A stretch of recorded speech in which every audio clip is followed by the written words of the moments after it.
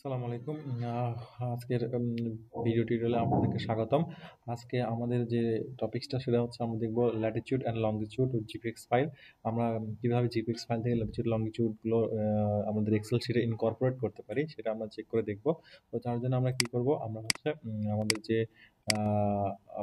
আমাদের যে উল্লাপাড়া 1 এর আওতায় নভেম্বরের মাসে একটা ফোল্ডার ছিল ১/১১/২০২৪। এই তারিখে আমাদের যে এক্সেল শিট আছে, এক্সেল শিট ওপেন করা করা আছে অলরেডি। আমরা ইতিমধ্যে অনেকগুলো টপিকস দেখেছি যে কিভাবে আমরা এগুলো ইনপুট করব। এরপর লাস্ট টপিক দেখেছিলাম পোল নাম্বার। আজকে আমরা দেখবো ল্যাটিটিউড এবং লংগিটিউড। তো ল্যাটিটিউড লংগিটিউড এই জিনিসটা খুবই ইজি, আমরা এটা কিভাবে ইনকর্পোরেট করবো।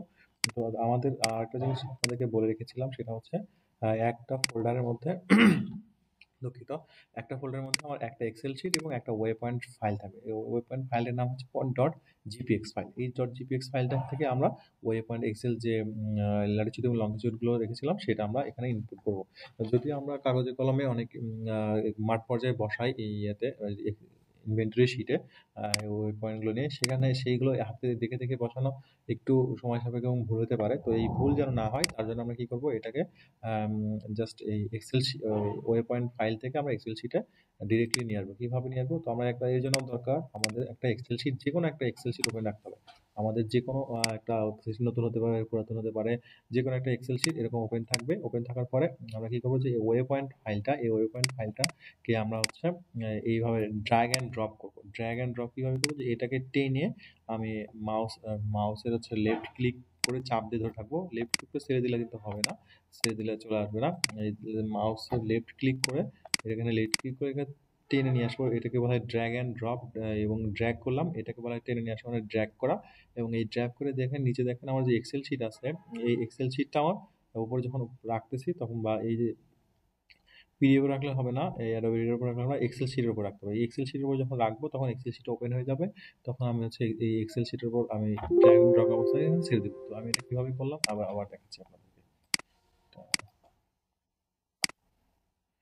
এই যে এইটাকে টেনে ড্র্যাগ অ্যান্ড ড্রপ করবো, মাউসের লেফট ক্লিক করব, লেফট ক্লিক করে আমি ড্র্যাগ করে এই এক্সেল শিটের উপর রাখবো। এক্সেল শিট ওপেন হবে। আমি এখনো মাউস লেফট ক্লিক ছেড়ে দেওয়া যাবে না, লেফট ক্লিক না ছেড়ে এখানে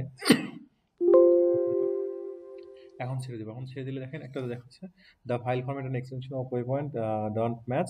আপনি তারপরেও এটা ম্যাচ করে নাই, এটা করার পর এটা একটু আনসেভ হতে পারে। তারপর এটা ওপেন করবেন কিনা, আমি ইয়েস, হ্যাঁ, এটা আমরা ওপেন করব। এবং এটা ওপেন করবো কিভাবে, একটা এক্সএমএল টেবিল হিসেবে, যে XML markup language, extension markup language এটাকে বলা হয়। এক্সএমএল টেবিল, একটা টেবিল ওপেন হবে, ওকে করে দিব। এরপরে this is there is a problem with specific XML schema.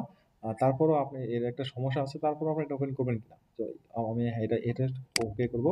মানে প্রথমবার ইয়েস, তারপর এগুলো হচ্ছে ওকে হবে। এবং এটা এরর দিবে, এরর মেসেজ দিলেও সেটাকে আমরা ওকে করব।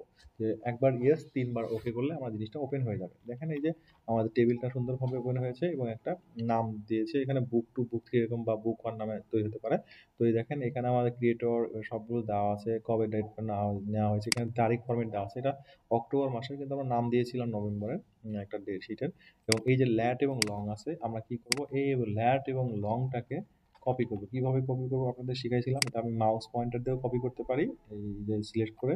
আবার আমরা কি করব, এইখান থেকে যেহেতু কপি করব, এখানে সিলেক্ট করলাম, লেফট ক্লিক করলাম, মাউস স্ক্রল ঘোরায় নিচের দিকে আসবো, নিচের দিকে শিফট এবং কিবোর্ডে থাকা শিফট এবং এই যে এই ফিলটা, ল্যাট লং এর যে ফিলটা আছে, এই ফিলটা দুইটা একসাথে ক্লিক করবো। কিভাবে, ল্যাট ক্লিক করলাম, নিচে আসলাম, স্ক্রল করে মাউসে কিবোর্ডের শিফট থেকে আমার এইখানে মাউস পয়েন্টার ধরবো এবং শিফট এবং আমার হচ্ছে লেফট ক্লিক একসাথে করব এবং কন্ট্রোল সি করলাম। কন্ট্রোল সি দিয়ে আমি কি করব, আমার যে এক্সেল শিট আছে, এই যে এক্সেল শিটটা, এই এক্সেল শিটে আমি এটা বসাবো। কিভাবে, যে ওয়ে পয়েন্ট চেক আমি একটা ফোল্ডার ট্যাব রেখেছিলাম, এই ওয়ে পয়েন্টের কাজটা এখন হবে আর কি। এখানে আমি এখানে ইনসার্ট করে দিলাম, এটা একটু বড় করে নিলাম। তো এখানে দেখেন একটু যেটা হয়েছে, আমি এখানে একটু কারেকশন করে নিব, যে লেখাগুলা একটু যেন মিডল অ্যালাইন হয়।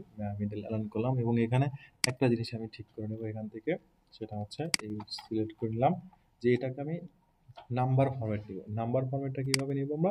এই যে এখানে জেনারেল আছে, নিচে নাম্বার আছে। তো এখানে 2 ডিজিট আসছে। একটা জিনিস খেয়াল রাখবেন, আমরা ল্যাটিটিউড এবং লঙ্গিটিউড মিনিমাম 5 ডিজিট নিব।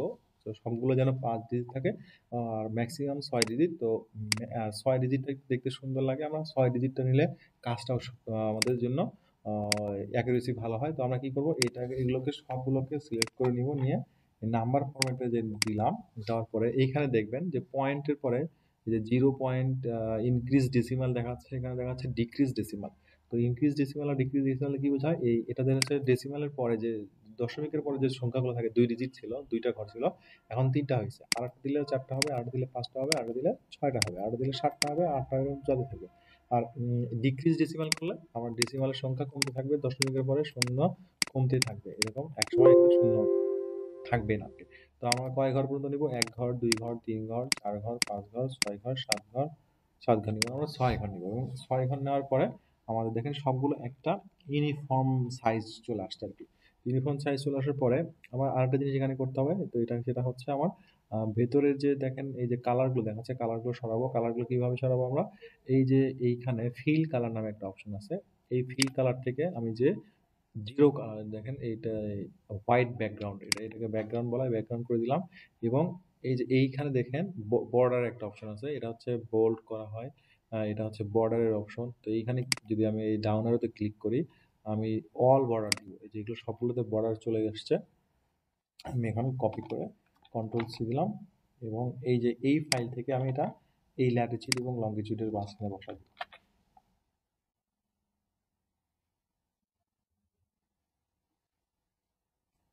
দেখেন আমি এখানে পেস্ট করেছি। তো এই যে এইগুলো আসছে আমার। তো এখানে একটু ওই যে মনে হচ্ছে হ্যাশ চিহ্ন দিয়ে রাখছে কে যেন। আসলে এটা হ্যাশ না। এটা ওই এই যতটুকু ঘর ছিল সেই ঘরের মধ্যে আসলে পুরো এক্সিট করে গেছে। বেশি লেখা আসছে। এইজন্য এটাকে সে দেখাচ্ছে না। সো আমি কি করব? এটাকে এখানে ডাবল ক্লিক করলেও দেখা যাবে বা একটু টাইনে বড় করলেও এটা আমার এই সংখ্যাগুলো সুন্দরভাবে এখানে শো করবে। তো একটা, একটা করে আমাদের এরকম লেখার প্রয়োজন পড়তেছে না যে শিট দেখে, দেখে ইনভেন্টরি যে শিট আছে সেই শিট দেখে, দেখে আমাকে এখানে ফিল আপ করতে হবে না। আমি জাস্ট একবারে যতগুলো এই আমার জিপিএক্স ফাইল যতগুলো ডাটা থাকবে একবারে আমি এখানে বসাইতে পারবো। এখন আমাদের কোনো কারণে যদি মিস্টেক হয়ে যায়, একটা ডাটা ইচ্ছা করে আমরা নিয়ে মানে চাপ লেগে জিপিএক্স ফাইলে বেশি পড়ে গেছে, মানে এই ডাটাটা আমার চাপ লেগে পড়ে গেছে, তো এটা আমার দরকার নাই। সেক্ষেত্রে আমার কি হবে? এই ডাটাটা আমাকে ফেলে দিতে হবে। তো ফেলে দিয়ে আমি এটা কি করবো? যে ওয়ে পয়েন্ট ধরেন এখান থেকে আছে, এই যে ওয়ে পয়েন্টটা আমরা কপি করে নিব। এনএস অন যে এটা আছে ওয়ে পয়েন্ট, এই ওয়ে পয়েন্টটা আমরা কপি করব। কপি করে আমার এই যে এই এক্সেল শিটের ডাব্লিউপিসি তে আমরা এখানে রাখবো। তো ভুলে গেলাম। ওয়ে পয়েন্টটা আমরা এখান থেকে কপি করে নিব। কপি করার পরে এই এক্সেল শিটে যাব। এই যে এখানে আমি পেস্ট করলাম আমার 25টা। তো সাপোজ আমার হচ্ছে 2 3 4 5 6 নাম্বার, 6 নাম্বার ওয়ে পয়েন্টটাতে আমার ভুল হয়েছে। তাহলে আমার এই 6 নাম্বার ওয়ে পয়েন্ট আমাদের শিটে থাকবে না, এখানেও থাকবে না। আমরা এখান থেকে এটা রিমুভ করে দিব। জাস্ট দিয়ে এই জিনিসটাকে আমি কি করব? উপরে তুলে দিব। আমার হয়ে গেল। জাস্ট আমাদের এক্সেল শিট এটাও সেম ভাবে আমার এই জিনিসটা আমরা এখানে কাট করে দিই। তো আমরা এইভাবে ওয়ে পয়েন্ট এবং ল্যাটিটিউড লঙ্গিটিউডগুলো বসাতে পারি। তো এখানে আমাদের ওয়ে পয়েন্টের যে সিরিয়ালটা হবে এখানেও 1 2 থেকে হবে, এটা আর হবে না। তো আশা করি বুঝতে পেরেছেন। সবাইকে ধন্যবাদ। আসসালামু আলাইকুম।